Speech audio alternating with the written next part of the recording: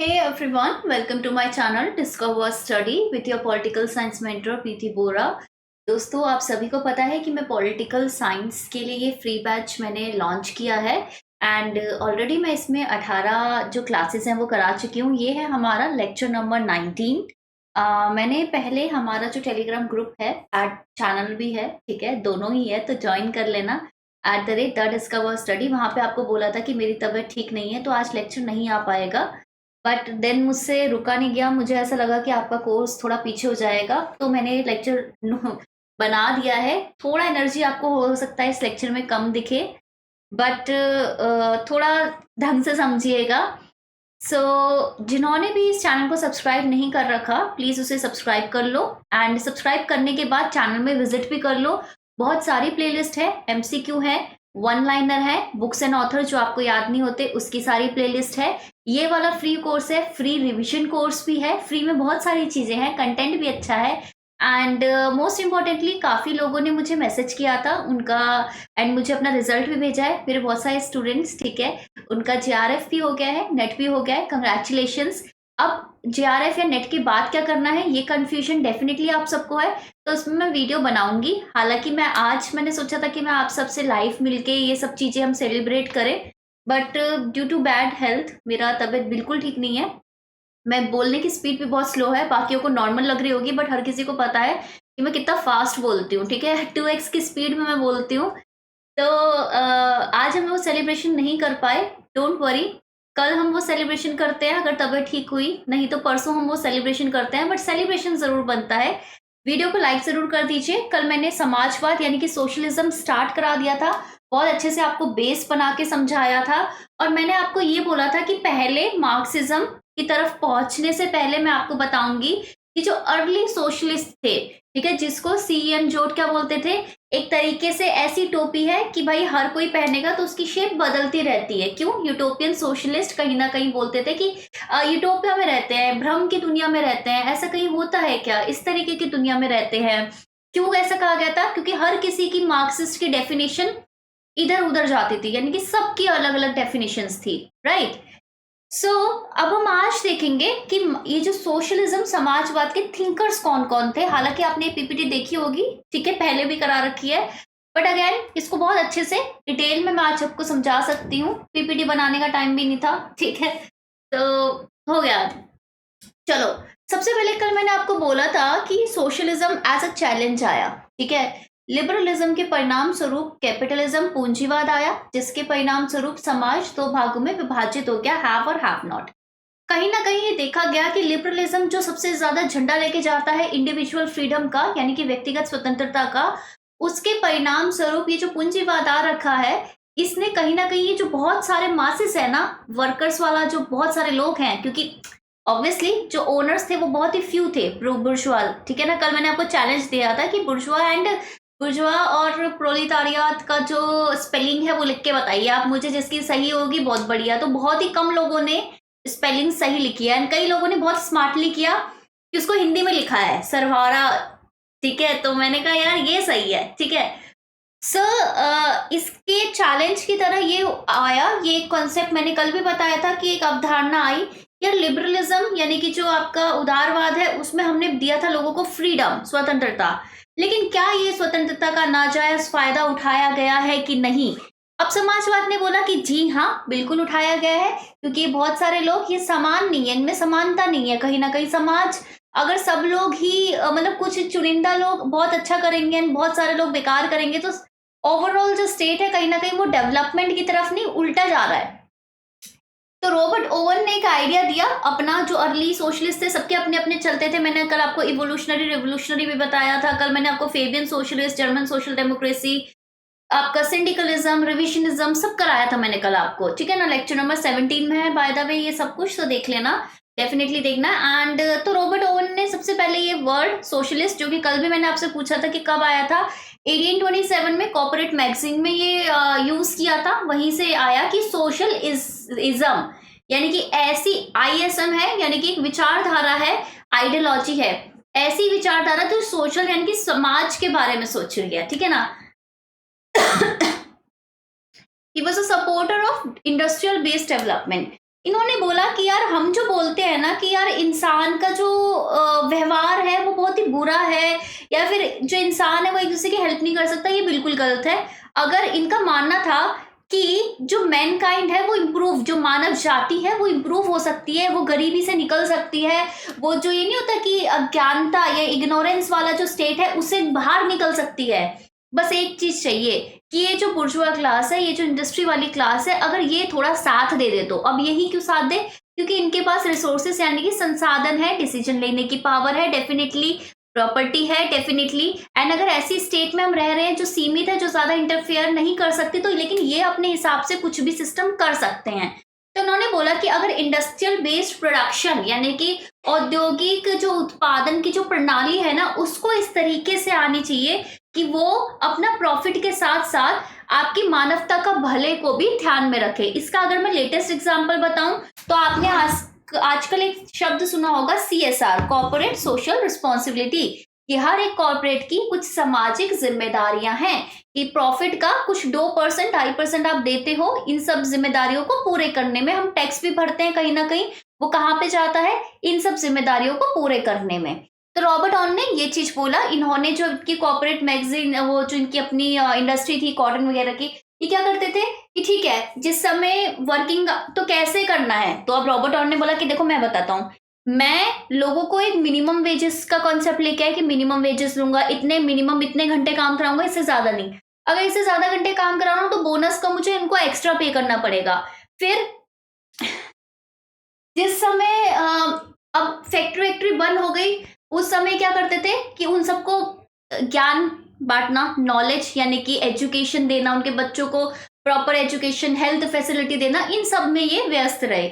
इन्होंने बोला कि दोनों चीजें बैलेंस हो सकती है, मैं करके दिखाता हूँ। वो नहीं होता लीड बाय एग्जाम्पल, जैसे कि मैंने आपको बोला कि भाई आपको पेड कोर्स लेने की जरूरत नहीं है, मैं आपको ये फ्री में बहुत अच्छा लेक्चर ले दे के दिखाऊंगी। तो मैंने वो चीज करी है। इवन अगर मेरी आज तबीयत खराब है तो एक सेंस ऑफ रिस्पॉन्सिबिलिटी आता है ना, जिम्मेदारी की, ठीक है तुम्हारी तबीयत खराब है तुम रेस्ट करोगे, लेकिन उतने सारे बच्चे हैं, उनका फ्यूचर वो तो वेट कर रहे हैं, तो तुमको तो लेक्चर देना ही है ना। तो कहीं ना कहीं वो चीज हो जाती है। देन रॉबर्ट ऑन ने भी यही सोचा, मेरा नाम भी रॉबर्ट ऑन की जगह तरह फेमस हो जाए, बस बढ़िया ठीक है ना। तो आप लोग इसमें हेल्प करोगे शेयर कर करके। तो इंडस्ट्रियल सिस्टम इन्होंने बोला कि एक कोऑपरेटिव मॉडल पे चलना चाहिए। अब कोऑपरेटिव क्या होता है, अगर मैं अभी का सिस्टम बताऊं, लेटेस्ट एग्जांपल लेते हैं फार्मर कोऑपरेटिव, ठीक है। आलू के चिप्स का एग्जांपल ले लेते हैं। आप सभी को पता है कि यार देखो, अगर मुझे आलू के चिप्स बनाने हैं तो मैं अलग अलग लोगों के पास जाके अपना खुद से आलू लूं, ये मेरे को नहीं जमता। मैं क्या करूंगी कि यार बहुत सारे किसानों का एक कोऑपरेटिव अपने आप होता है, ठीक है ना, उनको सीधे कांटेक्ट करूंगी कि भाई देखो मेरे को 100 किलो आलू तुम भेज देना, ठीक है, अब तुम जैसे मर्जी भेजो, और जो भी प्रॉफिट होगा वो कोऑपरेटिव में क्या होता है, सब लोग अपनी स्वेच्छा से जुड़ते हैं और प्रॉफिट भी सब में इक्वली बढ़ता है। इस तरीके का सिस्टम होता है। तो उन्होंने बोला कि प्राइवेट बेनिफिट से बेटर कि हम अपना प्रॉफिट, हम ऐसा कर सकते हैं कि अगर हमें 100% प्रॉफिट हो रहा है तो 50% आप ले लो, 50% को इस तरीके से यूटिलाइज करो कि तुम्हारे प्रॉफिट के साथ साथ आपका वर्कर भी अच्छा हो। जैसे कि वर्कर के स्किल में लगाओ, उनको पढ़ाओ, उससे क्या होगा, उससे जो नेक्स्ट टाइम का प्रॉफिट होगा वो भी ज्यादा होगा। कहीं ना कहीं ये बताना चाहते थे कि अगर हम इस तरीके का सिस्टम लेके चले तो हमें भी फायदा है, तुमको भी फायदा है, एंड ओवरऑल समाज क्या है, लिबरल होने के साथ साथ, स्वतंत्र होने के साथ साथ इक्वल भी होते जा रहा है, सब लोग ग्रो कर रहे हैं। इनका ये मानना था कि ह्यूमन नेचर को बदला जा सकता है जब उसके आसपास का जो पर्यावरण है, इन्वायरमेंट है, उसे चेंज कर दो। अभी वर्कर्स तुम्हारी कोई बात नहीं मान रहा, समझ लो मेरे आसपास के स्टूडेंट है मुझे बहुत क्रिटिसाइज कर रहे हैं, क्या आ गई मैम लेक्चर देने के लिए, ये है वो है, ठीक है। अब अगर मैं उसको डांट, जैसे कभी कभार तो डांटना भी पड़ता है क्योंकि मुझे पता होता है कि कोई बहुत सारे लोग भेजते हैं यार, ठीक है ना, मुझे पता होता है मेरे को ये, लेकिन मुझे इतना भी पता है कि मेरे सपोर्टर्स भी बहुत ज्यादा है। लोग कमेंट्स करके बताते हैं कि यार इतना अच्छा लेक्चर मैम हमने पेड कभी नहीं पढ़ा, ठीक है, आपका चैनल देखा, हमें सच में क्वालिटी मिली। आपने कभी भी मेरे चैनल में ना फालतू वीडियोस कभी देखी नहीं होगी कि वो जो नहीं होता कि हवा बना दो एंड बहुत सारे व्यूज आ जाए। कल भी मैंने सिर्फ रिजल्ट की कट ऑफ की वो डाली है ये बताने के लिए कि कैसे कैसे करना है, दैट्स इट, ठीक है। अदरवाइज उस पर मैंने 10 वीडियो नहीं बनाई, बस मैंने ये बोला था कि मैं जूम सेशन जरूर लूंगी एक सबके लिए, JRF जिसका हो गया, नेट जिसका हो गया, कि गाइड करने के पर्पज से। अदरवाइज तुम मेरे चैनल में कभी ये नहीं देखते कि अच्छा ये आ गया, क्या हो सकता है, ये वो हो सकता है, मेरे को मतलब नहीं, जो होगा होगा। ठीक है। लिटरली तो ये क्या है, हर कोई अपना इन्वायरमेंट बनाता है, ठीक है ना। सो इन्होंने बोला कि जो विलेजेस हैं, जो गांव हैं, इनको एक कॉपरेट किया जाना चाहिए पब्लिक अथॉरिटीज के द्वारा। क्यों? क्योंकि क्या होता है ना, गांव के लोग अक्सर क्या करते हैं, माइग्रेट करते हैं शहर की तरफ। जब वो शहर की तरफ जाते हैं, शहर में बहुत ज्यादा लोग हो जाते हैं, तो कहीं ना कहीं बहुत ज्यादा लोग हैं, तो मेरे को, मैं अगर एक एम्प्लॉयर हूं, मैं ये सोचूंगी यार इसको मैं 1000 रुपए मजदूरी दूं, नहीं। काम करने के लिए तो 10 लोग खड़े हुए हैं, मैं 800 भी बोलूंगी तो भी मुझे कोई मिल जाएगा, मैं 500 भी बोलूंगी तो भी मुझे कोई मिल जाएगा। ऐसे ऐसे करके ना कहीं जो स्टैंडर्ड ऑफ लिविंग है वो कम हो जाता है।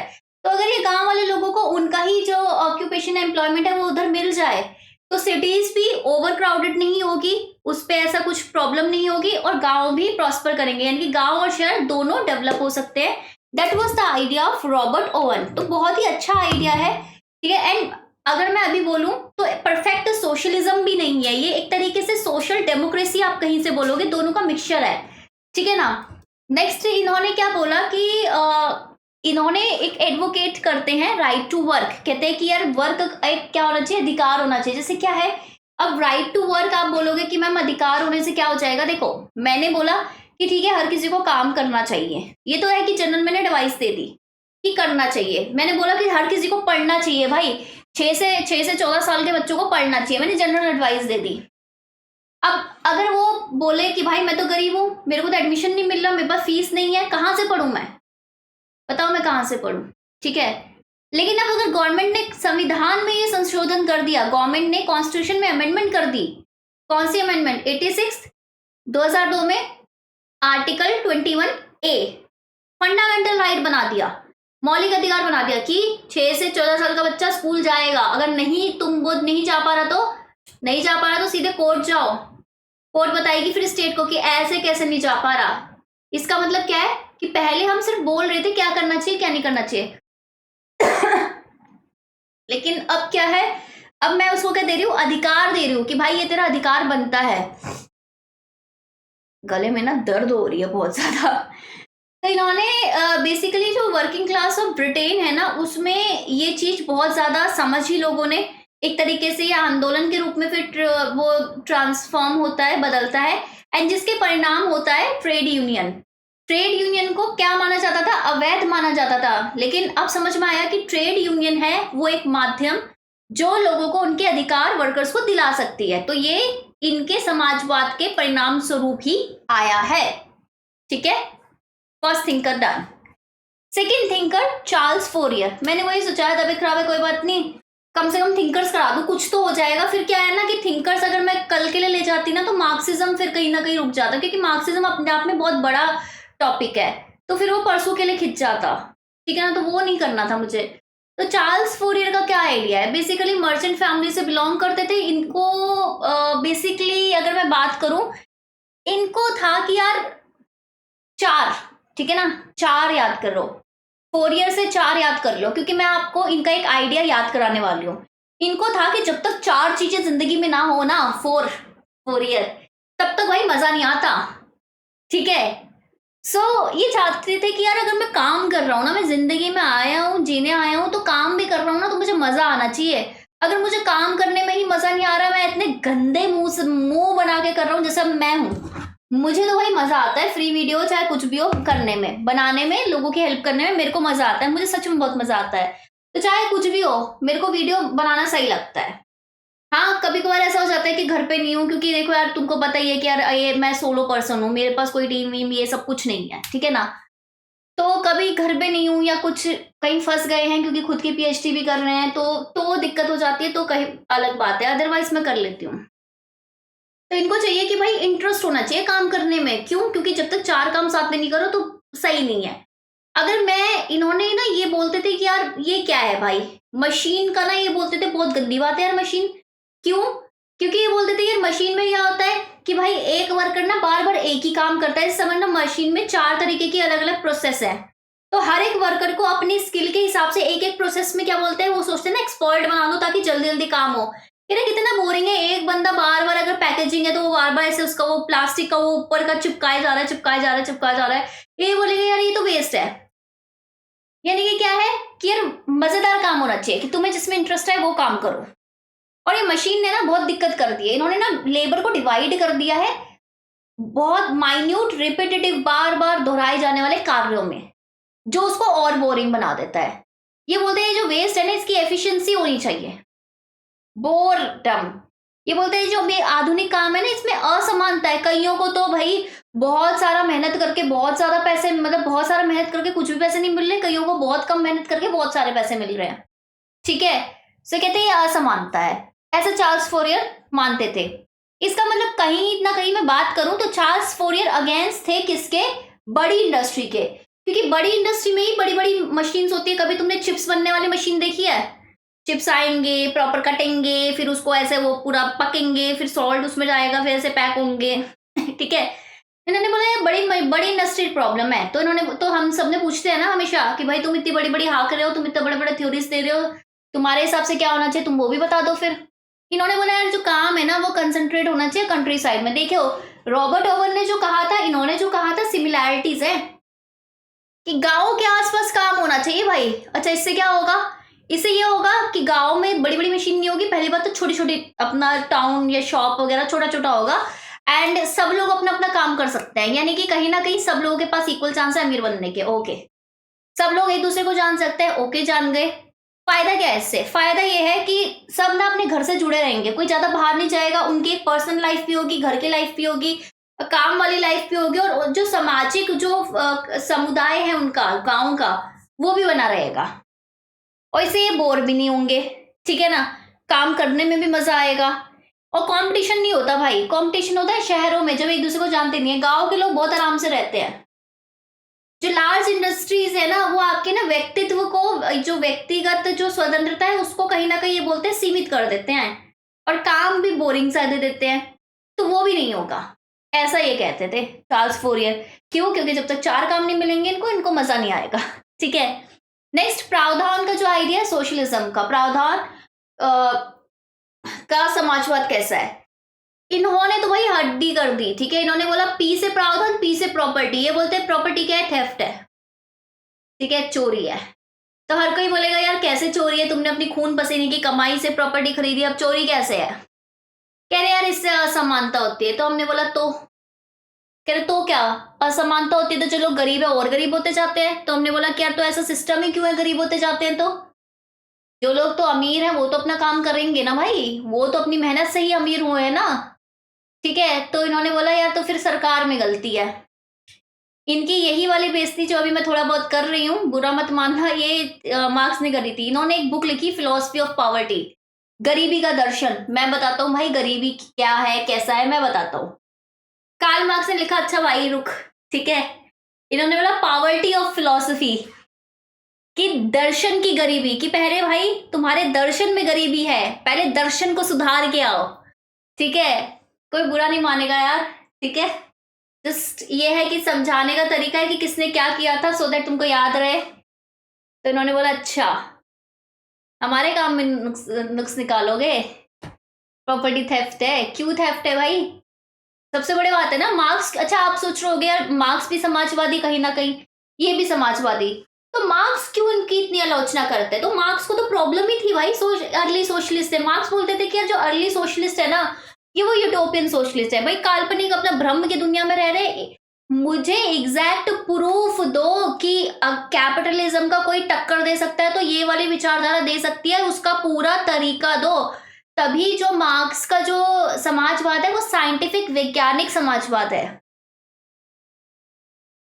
तो प्रावधान बोलते थे कि यार जो सामान्य लोग हैं ना उनकी लिबर्टी, उनकी स्वतंत्रता बहुत इंपॉर्टेंट होती है। हमने भी मान लिया भाई बहुत इंपॉर्टेंट होती है। ठीक है, और कहीं ना कहीं ये जो पूंजीवाद है ना, वैसी व्यवस्था में आप अपनी जो लिबर्टी है ना वो नहीं इंजॉय कर पा रहे। क्यों? क्योंकि समाज ही असमान है। आपको ऑब्वियसली कहीं ना कहीं प्रावधान ये बोलना चाह रहे हैं कि समानता और स्वतंत्रता ये दोनों साथ में होते हैं। सिर्फ समानता दे दोगे तो सब लोगों में नवाचार ये सब मतलब सब इक्वल हो जाएंगे, कोई भी ग्रो नहीं कर पाएगा। कहीं ना कहीं लिबर्टी को तुम बांध रहे हो, स्वतंत्रता को तुम बांध रहे हो। सबको लिबर्टी दे दोगे, सबको स्वतंत्रता दे दोगे तो क्या हो जाएगा कि कुछ चंद लोग गो का अधिपत्य हो जाएगा, यानी कि लिबर्टी भी देनी है तो वो इक्वल लिबर्टी देनी है, और अगर समानता भी देनी है तो समानता के अंदर स्वतंत्रता भी होनी चाहिए। कहीं ना कहीं इनका बोलने का मतलब ये था, ठीक है ना। प्रावधान ने बोला कि जो समानता है वो बेसिकली आधार होती है स्वतंत्रता का, कि सबको स्वतंत्रता मिलनी है, पूंजीवाद में उदारवाद में तो दो, लेकिन सबको दो। ऐसे नहीं कि सिर्फ बुर्जुआ क्लास को स्वतंत्रता मिल रही है एंड वो लोग डिसीजन ले रहे हैं, ये नहीं होना चाहिए। ये बोलते थे इक्वालिटेरियन इथोस होनी चाहिए, समतावादी आपका क्या बोलते हैं लोकाचार होना चाहिए। एक ऐसी सोसाइटी हो जहां पे ये क्लास ना हो, ये विभाजन ना हो, बुर्जुआ प्रोलेटारियत और मिडिल क्लास इवन ये भी ना हो। क्लासेस नहीं होगी तो लड़ाई नहीं होगी, लड़ाई नहीं होगी तो सब समाज में ढंग से रहेंगे, बदलाव आएगा। अब हम हर कोई वो पूछते हैं, हम हर किसी से पूछते हैं, तो इनसे भी पूछ लिया कि भाई इतना तुम बोल रहे हो कैसे आएगा, ये भी बता दो, तरीका बता दो। उन्होंने बोला वॉलंटरी एग्रीमेंट होना चाहिए, यानी कि स्वैच्छिक समझौता होना चाहिए। किसका? वर्किंग पीपल का। क्यों? वो इस तरीके से बनाओ कि कोऑपरेटिव बनाओ वर्कर की। अच्छा, कोऑपरेटिव बना के क्या होगा समझ लो। एक मजदूर और एक फैक्ट्री ओनर टकराएंगे तो ये वाला चूर-चूर हो जाएगा, ठीक है ना। चलो, एक मजदूर और एक फैक्ट्री ओनर ये टकराएंगे तो ये वाला चूर-चूर हो जाएगा, फटाक से गिर जाएगा। लेकिन अगर बहुत सारे वर्कर्स इकट्ठे आ जाए तो अब ये टकराएंगे तो कहीं ना कहीं बार्गेन कर सकते हैं ना, कि भाई अपने को इतने वेजेस चाहिए, हमें अपने घंटे कम कराओ, हमें हॉलीडे छुट्टी दो, अपने को कर सकते हैं कि नहीं कर सकते? हाँ। उसके लिए क्या करना पड़ेगा कि ये जो 5 लोग ये जो इकट्ठे आए हैं मजदूर, इनको क्या करना पड़ेगा? स्वेच्छा से समझौता करना पड़ेगा कि भाई देख, हम सब इकट्ठे आए हैं, अपने को साथ रहना है और ये रूल्स फॉलो करने हैं, अब चुपचाप सब लोग मान लो, ठीक है। तो ये बोला प्रावधान ने, ये तरीका है, ओके, हम भी मान लेते हैं। आगे बढ़ते हैं सेंट साइमन की तरफ।